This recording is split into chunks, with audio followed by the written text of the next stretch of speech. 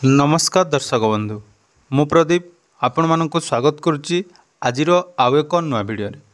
तो जहाँकि ओडिशा रे थिबा समस्त जॉब आशायी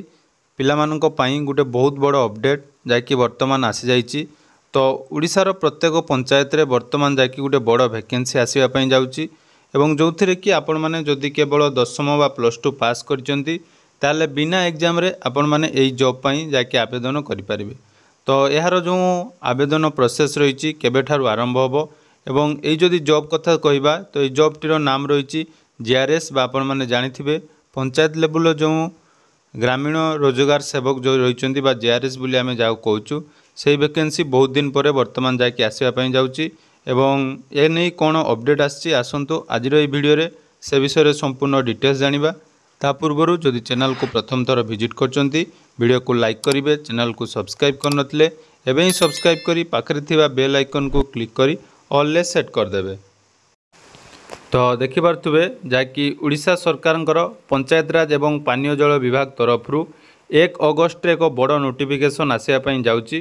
तो जो नोटिफिकेशन टी आछि देखंतु recruitment to the post of ग्राम रोजगार सेवक बा जीआरएस अंडर MGNREGS अर्थात आपण माने जानिथिबे प्रत्येक पंचायत रे जो आमर एनआरजीएस काम को तदारक करिया पई जीआरएस मानकु नियुक्ति दिया जाय थाए। तेणु एही नियुक्तिर जो वैकेंसी बहुत दिन पूर्वर जाके आसीतिला तेणु पिला मानकर बहुत सारा कमेंट थिला बा जो माने भी एही जॉब पई आगो को आवेदन करिया पई चाहि रखथिले सेमानक पई एक गुरुत्वपूर्ण अपडेट जाके आसी। तो देखंतु प्रिंसिपल सेक्रेटरी टू गवर्नमेंट जाकि समस्त कलेक्टर को यही एक नोटिस बा एक चिठी देइचंती जो थिरे कि यही जो जीआरएस वैकेंसी नहीं प्रत्येक पंचायत रे केते कोन वैकेंसी रही एवं डिस्ट्रिक्ट वाइज केते कोन वैकेंसी जाकि आसिया पई जाउची ता नै मध्य डिटेल्स अपडेट देइचंती। तो देखंतु जदि आमे कथा हबा एही जॉब विषय रे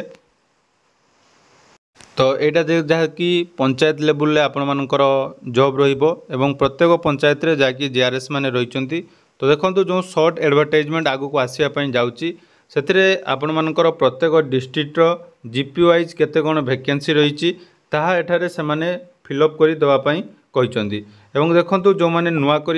जॉइन करेंगे तांकर 1 वर्ष पई 7,000 टंका रहिबो जाकि सैलरी रहिबो एवं तापर जो मानकर 6 वर्ष पई देखो 8,500 टंका सैलरी रहिबो। तेणु बहुत दिन धरी एटा जाकि पिला मानकर जो जीआरएस वैकेंसी को नहीं अपेक्षा करते खूब जल्दी ये वैकेंसी रिलीज होगापाई जाऊँगी एवं यार ऑफिशियल वेबसाइट मध्य खूब जल्दी आसीजिवो। एवं देखंतु प्रत्येक डिस्ट्रिक्टर कलेक्टर को पाखक कोई नोटिस जाइए तेणु तांकर जीपी वाइज केते कोन वैकेंसी रही ताहा एठारे आपण माने देखिया पाई पाइबे। आ गुटे देखंतु एथिरे जो वैकेंसी आसिया पाई जाउची केउ कैटेगरी केते कोन वैकेंसी आसीबो यूआर केते एससीबीसी एससी एसटी एवं टोटाल केते वैकेंसी आसीबो ता खूब जल्दी जाकि आपण माने देखिया पाई पाइबे। तेणु आउ देखंतु एथिरे जो एजुकेशन क्वालिफिकेशन रहिबो मिनिमम क्वालिफिकेशन 10th बा +2 पास हेतिबा दरकार एवं ताकर गुटे देखंतु उड़िया लैंग्वेज थिबा दरकार जे कि मिडिल स्कूल एग्जामिनेशन ले उड़िया लैंग्वेज ताकर थिबा दरकार। आउ देखंतु कंप्यूटर जाकि एटा गुटे बहुत इंपोर्टेंट कथा। तो जो माने भी जीआरएस पई आवेदन करिवे सेमानक पाखरे जाकि कंप्यूटर ओ लेवल सर्टिफिकेट नियाती थिबा दरकार एवं ओ लेवल जो नेशनल इंस्टीट्यूट आपणकर इलेक्ट्रोनिक्स एंड इनफॉरमेशन टेक्नोलोजी अर्थात NIELIT द्वारा जहाँकि आपण मानकर एप्रूवाल होता दरकार। यहाँ गोटे गुरुत्वपूर्ण अपडेट जो भी कंप्यूटर सेंटर आपण मैंने कौन प्राइवेट संस्थार जो कंप्यूटर सेंटर रू सर्टिफिकेट आनी से सर्टिफिकेट जदि NIELIT रे जाकि एप्रूवाल होता जाई आपण मैंने जाकि एलिजिबल हो पारे ना आपण मैंने यहाँ आवेदन करें नहीं। तेणु यहाँ निहाती मन रखिथिबा दरकार। एवं देखंतु एथिरे मध्य जदि किए DCA बा BCA PGDCA MCA भली जदि कोर्स आपण माने करिसंती ताहले आपण माने या पई जाकि आवेदन करि पारिबे। एवं एज लिमिट देखंतु एज लिमिट जाकि 18 वर्ष रु अधिक होइथिबो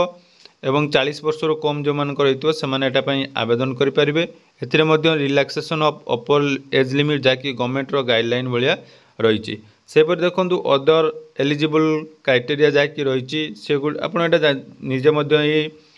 पीडीएफ टी आपण मैंने देखिपारे तले मोर टेलीग्राम चैनल लिंक देती सेठारे PDF टी शेयर करदेवी तेणु आपण मैंने सेठारे जॉइन यहाँ पाइपर। तेणु बहुत भल जॉब रही एवं डॉक्यूमेंट कौन कौन रा विषय एठारे आपण मानक खूब जल्दी डिटेल्स जन दिज्व एवं एटा जो सिलेक्शन प्रोसेस आपण माने निज डिस्ट्रिक्ट रे खाली आवेदन करें तो निज डिस्ट्रिक्ट रे केवल आपण मानकर एटा पाइपर एवं गोटे देखूँ एथिरे एग्जाम हम कि नहीं बहुत सारा यूट्यूब रे आपण माने वीडियो देखापी पाउथे समस्ते कहते कि एठारे एग्जाम हम ना कि देखूँ ये आपंकर एग्जाम होबार संभावना बहुत अच्छी जेहेतु वर्तमान आपण मानकर ए नहीं कौन अपडेट आसी ना कि एग्जाम होबार बहुत संभावना रही तेणु जो मैंने भी आवेदन करने चाहते केबे आवेदन करेंगे और केमिति आवेदन करेंगे से विषय परवर्ती समय जो डिटेल्स नोटिफिकेशन आसीज मुझे डिटेल्स जनईदेवी तेणु देखूँ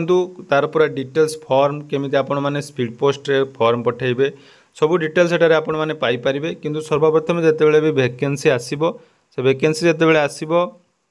आपण मानकु मु निहाती वीडियो माध्यम रे जणैदेबी तेणु जो माने भी पंचायत लेवल जो जीआरएस वैकेंसी पाई अपेक्षा करथिले बा आवेदन करिया पई चाहुचंती से माने खूब जल्दी तांको पई बड़ खुशी रो खबर आसीबा पई जाउची कारण जीआरएस वैकेंसी खूब जल्दी आपण माने देखिया पई पाइबे तेणु यही भाव में जदि कौन जॉब रिलेटेड अपडेट पाइबापी चाहते तो डिस्क्रिप्शन में मोर टेलीग्राम चैनल लिंक अच्छी से जॉइन हो जातु और चैनल को जदि एपर्यंत सब्सक्राइब करना निहाती सब्सक्राइब कर रखु